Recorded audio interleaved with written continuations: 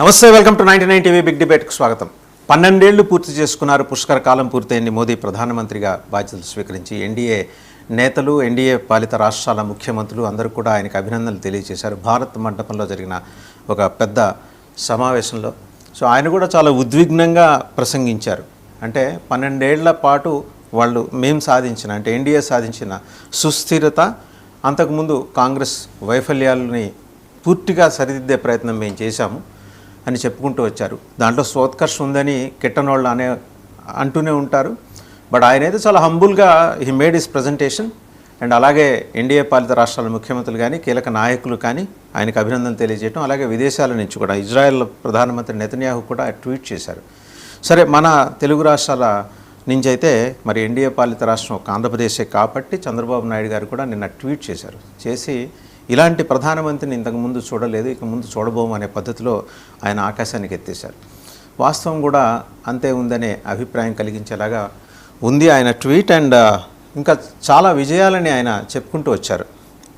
Internet కానీ, లేకపోతే ఇతరత్ర సాధించిన విప్లవాలు కానీ, అండ్ దాని మార్పులు కానీ, ఒక మార్పుకు లోనే ఇప్పుడు దేశం ఎంతటి సంఘర్షణకి లోనైందనేది కూడా చాలా సాకల్యంగా వివరిస్తూ చెప్పుకుంటూ వచ్చారు. దీంతోపాటు మీనాక్షి నటరాజన్ నామినేషన్ రద్దయిన తర్వాత కాంగ్రెస్ న్యాయపరమైన ఆందోళనకి దిగాలని ఒక నిర్ణయం తీసుకుంటే ఈ అంశాలకు సంబంధించి బిగ్ డిబేట్లో మనతో పార్టిసిపేట్ చేస్తున్నారు రవిచంద్రారెడ్డి గారు, బీజేపీ సీనియర్ నాయకులు, అధికార ప్రతినిధి. నమస్తే రవిచంద్రారెడ్డి గారు. అలాగే డాక్టర్ తులసిరెడ్డి గారు, మాజీ రాజ్యసభ సభ్యులు, AP Congress working president. Doctor Tulasireddy గారికి నమస్తే. గఫూర్ గారు, సిపిఎం సీనియర్ నాయకులు, మాజీ ఎమ్మెల్యే. అండ్ మస్తాన్ రావు గారు, political analyst and senior journalist. To start with Tulasireddy గారు, 12 ఏళ్ళ ప్రస్థానం పూర్తయిన తర్వాత ఇంకొక 3 ఏళ్ళు ఆయన ఎలాగో complete longest serving PM. In fact ఏంటంటే బ్రేక్ లేకపోతే ఈ క్రెడిట్ ఇందిరాగాంధీ గారికి దక్కేది. ఆమె కరెక్ట్? 16 ఏళ్ళు, ఆవిడైతే 16 ఏళ్ళు సర్వ్ చేశారు. వాస్తవంగా నెహ్రూ గారు వచ్చేసి 16 సంవత్సరాల 286 రోజులు, ఇందిరాగాంధీ గారు 15 సంవత్సరాల 350 రోజులు, నరేంద్ర మోడీ గారు 12 సంవత్సరాల 14 రోజులు. ఇది యాక్చువల్గా టోటల్ పీరియడ్ తీసుకుంటే గోల్డ్ మెడల్ నెహ్రూకు, సిల్వర్ మెడల్ ఇందిరమ్మకు, బ్రాంజ్ మెడల్ మోడీకి టోటల్.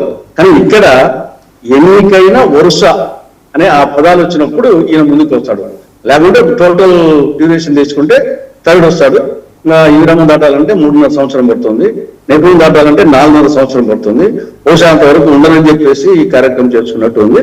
అయినప్పటికీ మీరు చెప్పినట్టు పుష్కర కాలం అయిపోయింది కాబట్టి ఆ ఈవెంట్ 12 సంవత్సరాలు దాని జయాపజయాలు చెప్పుకోవచ్చు. ఇది ఒక అంశం. ఇక రెండవది, నాణ్యానికి బొమ్మ బొరుస ఉన్నట్లు ప్రతి ప్రభుత్వానికి, ప్రతి నాయకునికి కూడా మెరిట్స్, డిమెరిట్స్ ఉంటాయి. అనుకూలతలు, ప్రతికూలతలు, సక్సెస్ స్టోరీస్, ఫెయిల్యూర్ స్టోరీస్ మరి ఈయన కూడా ఉన్నాయి. దీంట్లో ఏది ఎక్కువ అనేది మనం అది సరే మా అనుకూలంగా ఉండే వాళ్ళు చెప్తారు, ప్రతికూలంగా చెప్తారు, ప్రజలు నిర్ణయిస్తారు. అది ఒక అంశం. దీంట్లో ఫస్ట్ విజయాల గురించి చెప్తాం. ఈ నరేంద్ర మోడీ గారి ప్రభుత్వం విజయాలు డెఫినెట్గా ఉన్నాయి. కొన్ని ప్రధానంగా దేశంలో మౌలిక సదుపాయాలు, నేషనల్ హైవేస్ విషయంలో కానీ కొంత డెఫినెట్గా మనం అభినందించాల్సిందే. తర్వాత మిగతా కొన్ని పిఎం ఆవాస్ యోజన, జల్ జీవన్ మిషన్, జన్ధన్ యోజన, కొన్ని స్కీమ్స్. తర్వాత ఎన్నికల్లో విజయాలు, అటు రాష్ట్రాల అసెంబ్లీ ఎన్నికలు, పార్లమెంట్ లో లోక్సభ విజయాలు, ఇవి డెఫినెట్గా వచ్చేసి కొన్ని విజయాలుగా చెప్పచ్చు. కానీ అపజయాలు వచ్చేసి కొండవీటి చెంతాడులో ఉన్నాయి.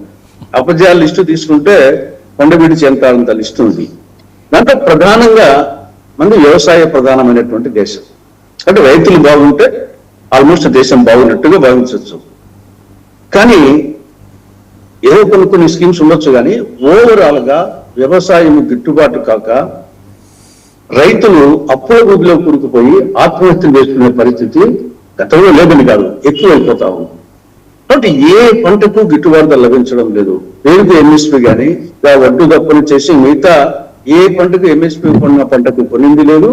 ఎంఎస్పీ లేని పంట పరిస్థితి అధ్వానంగా ఉంది. కాబట్టి రైతులు తీవ్రమైనటువంటి ఇబ్బందుల్లో ఉన్నారు. దిట్ ఈస్ నంబర్ 1 ఫెయిల్యూర్.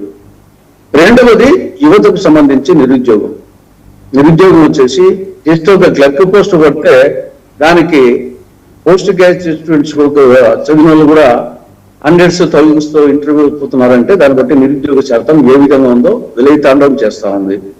మూడవది ధరలు. గృహిణి వంటింట్లోకి పోవాలంటే భయపడిపోతా ఉంది.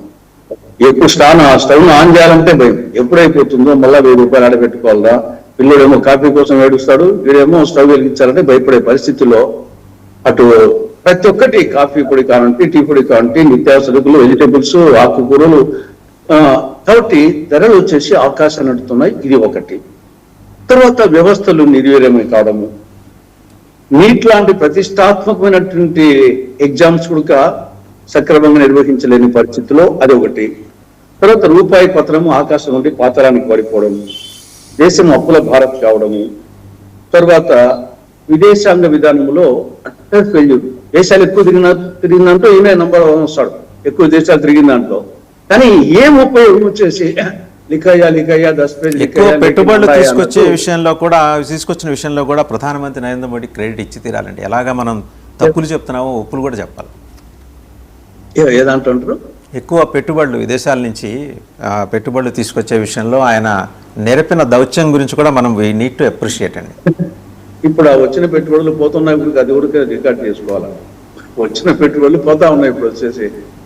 తర్వాత వచ్చేసి విదేశాంగ విధానంలో మనకు తూర్పున చూస్తే బంగ్లాదేశ్, పడమర చూస్తే పాకిస్తాన్, ఉత్తరాన చూస్తే నేపాల్, దక్షిణాన చూస్తే శ్రీలంక, మిగతా చైనా. కానీ ఏ దేశము, చైనా అంటే పెద్ద దేశము, చిన్న దేశాలు, మనతో లబ్ధి పొందిన దేశాలు కూడా మనం అంటే గౌరవం లేదు, మనం అంటే భయం లేదు, మనం అంటే సఖ్యత లేదు అని ఒక శత్రువులుగా చూస్తాను. వచ్చేసి అక్కడికి మన ద్వారా వచ్చినటువంటి బంగ్లాదేశ్ లో అక్కడ హిందువులకు రక్షణ లేదు. హిందువుల గురించి గొప్పగా చెప్పుకుంటారు, బంగ్లాదేశ్ లో హిందువులకు రక్షణ లేసే పరిస్థితి కల్పించడం జరిగింది. కాబట్టి అమెరికా నుండి విదేశీ వలసదారులను వాటిమాలా లాంటి చిన్న దేశం కూడా వాళ్ళ విమానాలు పంపించి తెచ్చుకున్నారు, లేకుంటే వచ్చేసి అమెరికాకు నిరసన తెలిపారు గొలుసులు సంఖ్యలు వేసిన దానికి. అలాంటిది భారతదేశము సరే విదేశీ వలసదారులు అది అక్రమంగా ఉంటే మనం తేవాల్సిందే. దాన్ని వాళ్ళు ఏదో వచ్చేసి ఉపాధి కోసం బద్దూరి కోసం పోయారు మన వాళ్ళను మనకేం విమానాలు లేవు, గౌరవంగా తెచ్చుకోవచ్చు కదా. లేదు కనీసం వచ్చేసి మీరు గౌరవంగా మొక్కండి, సంఖ్యలు లేకుండా అని చెప్పేసి అమెరికాని అడగచ్చు కదా. అది కూడా వచ్చేసి ఒక పశువులను తోలినట్టు సైనిక విమానాల్లో సంఖ్యలు వేసి గొలుసులు వేసి 24 గంటల పాటు అది చాలా అవమానకరమైన పరిస్థితులు జరిగింది. కాబట్టి ఇలా చెప్పుకుంటూ పోతే వీటన్నింటికంటే కూడా కొన్ని పారామీటర్స్ ప్రపంచ దేశాలలో తలసరి ఆదాయంలో 142వ స్థానంలో, ఆకలి సూచికలో 101వ స్థానంలో, హ్యూమన్ డెవలప్మెంట్ ఇండెక్స్ లో 130వ స్థానంలో, సంతోష సూచికలో 144వ స్థానంలో.